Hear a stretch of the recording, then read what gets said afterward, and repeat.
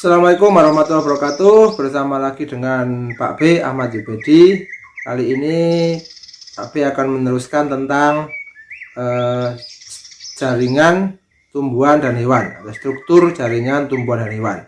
Jaringan tumbuhan dan hewan kompetisi dasar 3.3 dan kompetisi dasar 4.3. Mari kita mulai.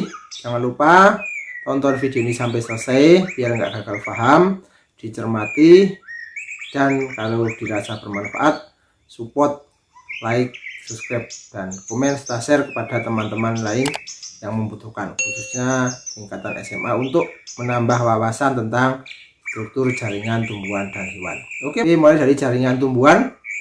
Jaringan merupakan, pengertiannya adalah jaringan merupakan sekelompok sel dengan ciri yang sama atau serupa dalam hal bentuk, fungsi maupun sifat-sifatnya. Jadi membentuk satu jaringan.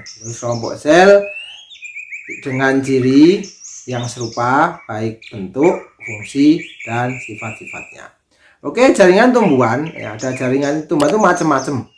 Ada 5 jaringan tumbuhan. Jadi ada 5 jaringan tumbuhan. Tapi dibagi menjadi 2, yaitu jaringan muda dan jaringan permanen atau jaringan tua. Untuk jaringan meristem atau jaringan muda, cirinya merupakan jaringan yang terdiri dari sekelompok tumbuhan yang aktif membelah.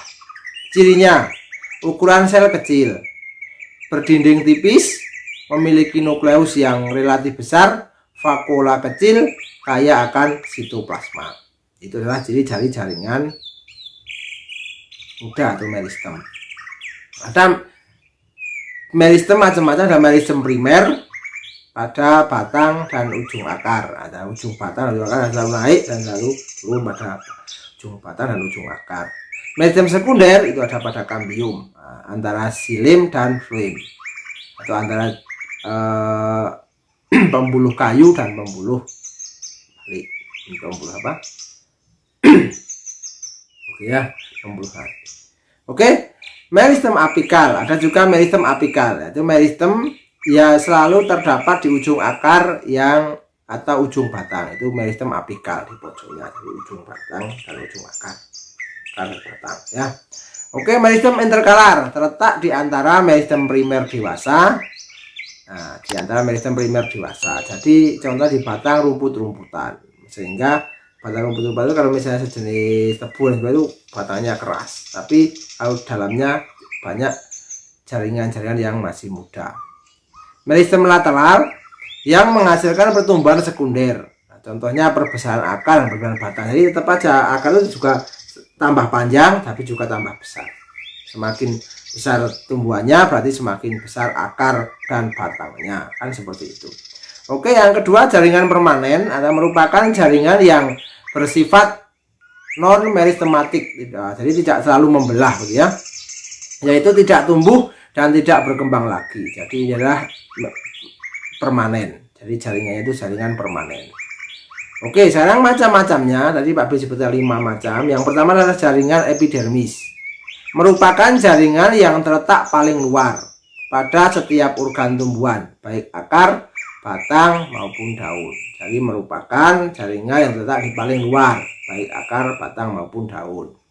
Fungsi khususnya sebagai pelindung terhadap hilangnya air karena penguapan, kerusakan mekanik, perubahan suhu, hilangnya zat-zat makanan. Jadi ini melindungi itu. Ciri-cirinya terdiri dari sel-sel hidup, berbentuk persegi panjang, sel-sel rapat, tidak memiliki ruang antar sel. Jadi rapat karena memang sifatnya adalah melindungi, seperti tembok yang melindungi rapat.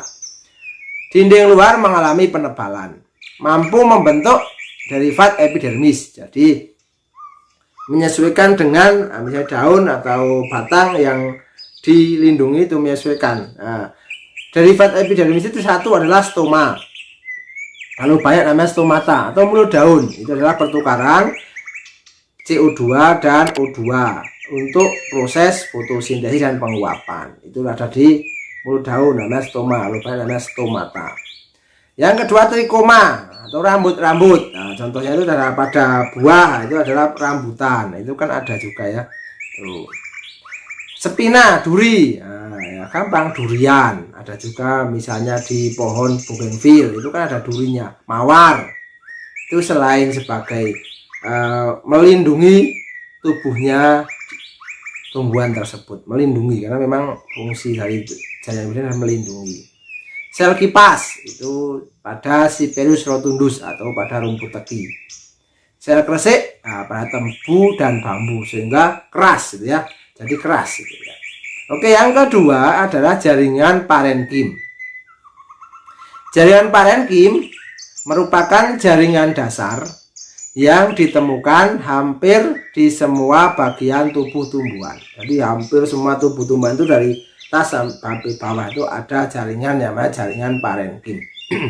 Cirinya sel-selnya hidup berukuran besar dan tipis, memiliki banyak vakula, letak inti mendekati dasar sel, memiliki ruang antar sel banyak, mampu bersifat embrional. Jadi kadang-kadang sehingga seluruh organ tubuh atau itu ada jaringan parenkimnya. Itu seperti itu. Itu yang kedua tentang jaringan tumbuhan. Jadi ini adalah tentang tumbuhan. Jadi tadi jaringan adalah sekumpulan sel. Saya ulangi lagi, sekumpulan sel dengan ciri serupa, baik bentuk, fungsi dan sifat-sifatnya membentuk satu jaringan. Nanti selanjutnya jaringan membentuk suatu namanya membentuk organ. Kumpulan dari organ membentuk sistem organ. Sistem organ membentuk organisme. Itu baik di tumbuhan maupun di hewan atau manusia. Tapi ini adalah fokus pada jaringannya dulu. Nah, yang ketiga adalah jaringan kolenkim. Jaringan hidup yang sifatnya hampir sama dengan parenkim, menunjang organ muda pada tumbuhan. Jadi ini menunjang organ muda pada tumbuhan sehingga nanti pertumbuhannya itu menjadi lebih baik. Jadi itu seperti itu ya, jaringan kolenkim. Yang keempat adalah jaringan sklerenkim, jaringan penunjang yang terdapat pada organ-organ yang tua. Jadi jaringan yang organ tua pun juga tua itu umurnya ya, jadi juga ada jaringan yang namanya jaringan sklerenkim. Jadi itu ada jaringan kolenkim untuk yang muda, sklerenkim untuk yang tua. Oke, yang kelima adalah jaringan pengangkut. Jadi ada jaringan pengangkut ada dua yaitu jaringan silim dan fluim. Kalau silim fungsinya adalah untuk mengangkut air dan unsur-unsur hara dari tanah, diserap dibawa ke tubuh tumbuhan yang lain berupa daun untuk proses fotosintesis. Itu adalah fungsi dari silim atau ya silim pembuluh kayu ya. Ya, jadi jaringan namanya silim. Jaringan pengangkut itu satu silim. Yang kedua adalah fluim. Fluim itu adalah mengangkut hasil fotosintesis di daun, diedarkan ke seluruh tubuh tumbuhan.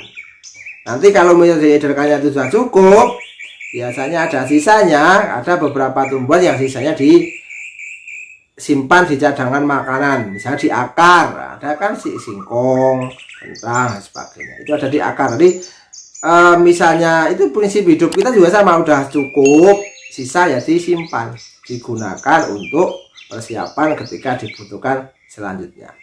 Oke, yang selanjutnya kita mulai masuk ke jaringan hewan.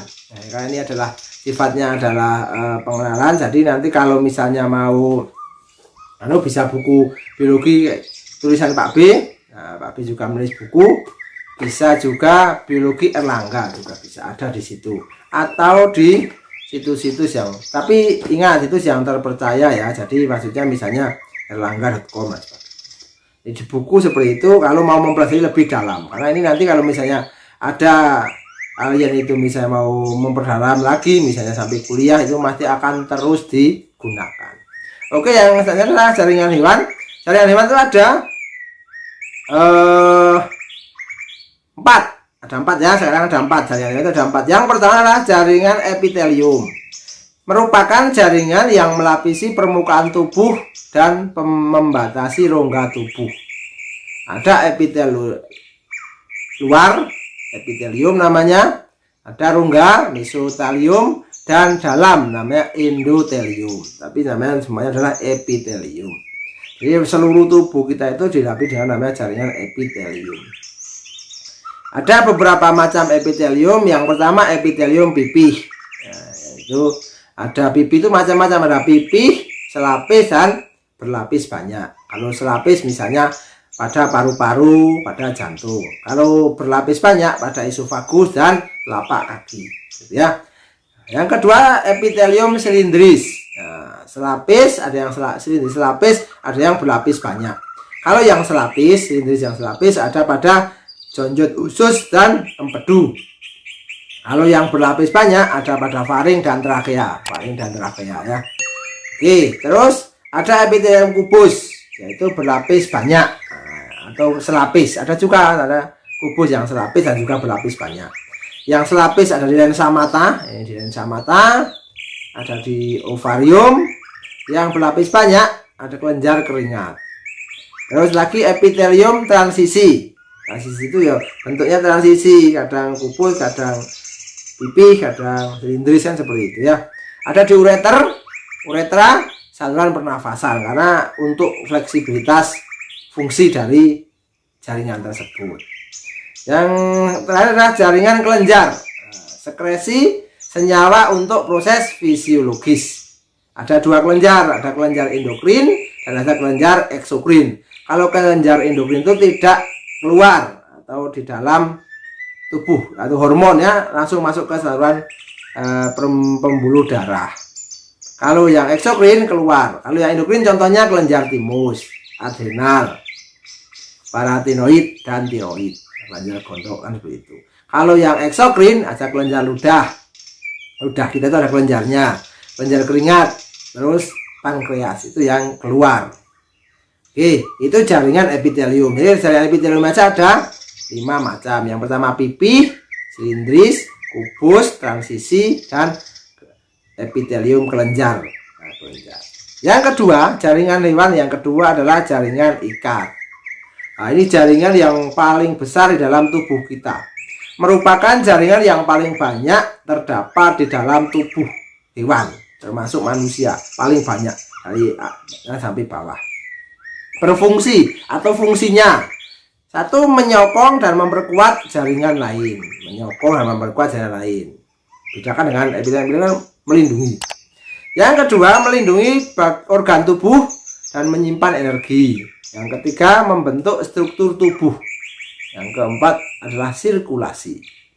Nah, macamnya ini ada 7 macam jaringan ikat. Yang pertama jaringan ikat longgar.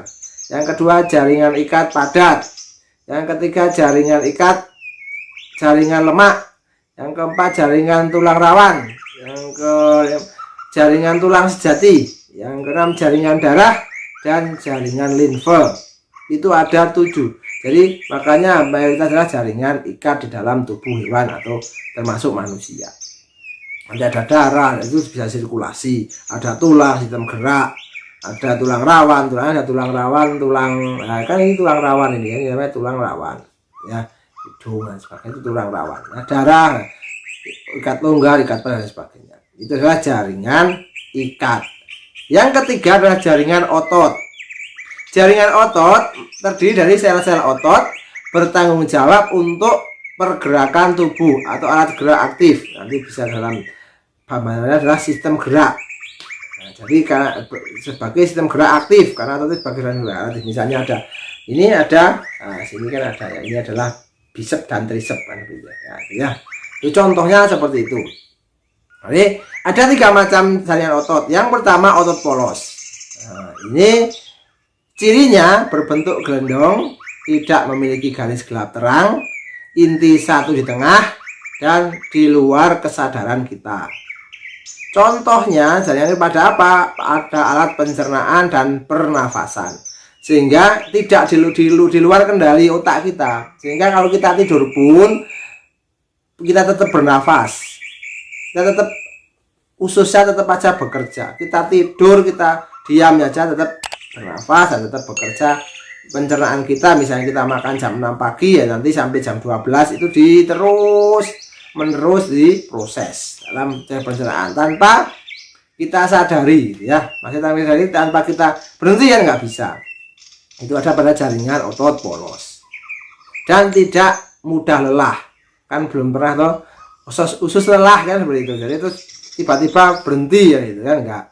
Yang kedua adalah jaringan otot lurik. Nah, otot lurik itu melekat pada rangka, inti banyak di pinggir, ada garis gerak terang di bawah kesadaran kita, dan mudah lelah. Contohnya kita berjalan, kan nanti lama berlari dan sebagainya, ngambil duduk, jongkok dan sebagainya, itu sih dari jaringan otot lurik.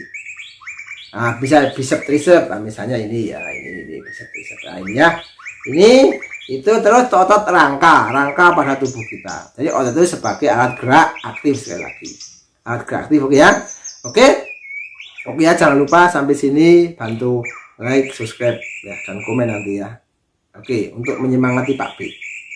Kita lanjut otot jantung. Nah, yang ini otot jantung yang terdapat pada jantung ini sangat khusus, eksklusif, limited edition, nggak ada yang lain. Nah, cirinya memiliki inti dan mirip otot rangka, memiliki inti dengan satu mirip otot rangka. Kerjanya di luar kesadaran, tapi di luar kesadaran, jika jantung itu tetap aja, kamu itu mau nakal, mau baik, mau apa, jantung tetap berdenyut.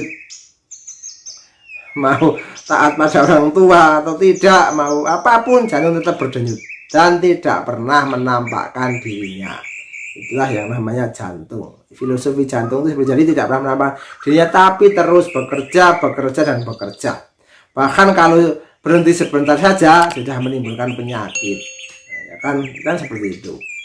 Oke, bercabang. Nah, ini ciri khususnya adalah bercabang. Jadi ada sinsitium. Jadi di jantung ini tidak mudah lelah. Jadi terus menerus bekerja di sini. Memompa tubuh, memompa darah di seluruh tubuh, nanti menerima darah kotor, dibersihkan, kirim lagi. Oke, yang keempat, untuk jaringan hewan ada satu kan epitelium, terus jaringan ikat, jaringan otot, dan empat ada jaringan saraf, merupakan jaringan yang berperan mengirim sinyal-sinyal ke seluruh tubuh. Nah, kita ada dan sebagainya, itu adalah jaringan saraf. Nah, kita tiba-tiba bergerak, tiba-tiba kaget, jalan, itu adalah jaringan saraf. Ada dua gerak di jaringan saraf, satu gerak refleks dan dua gerak biasa. Kalau gerak refleks itu kita itu ingat, misalnya mau nulis, mau makan, mau jalan, mau lari, itu adalah gerak biasa. Jadi dari rangsang saraf sensorik, otak, saraf motorik, terus gerakan itu kita mau makan, mau nulis, pakai itu adalah gerak. Tapi kalau gerak refleks itu tidak pakai otak, tapi pakai sumsum tulang belakang. Jadi ada rangsang, saraf sensorik, sumsum tulang belakang, saraf motorik, gerakan. Secepat kilat, misalnya kita kena paku, kita kena duri, kita kesetrum, itu kan nggak mikir, kesetroman nggak mungkin. Jadi kena paku langsung ekspresifnya, misalnya kita sama temannya dikasih rokok gitu ya, kan langsung bisa langsung lipat kan begitu ya. Itu namanya refleks. Jangan sampai nggak ada, kita nggak ada kesetrum kan nggak mungkin.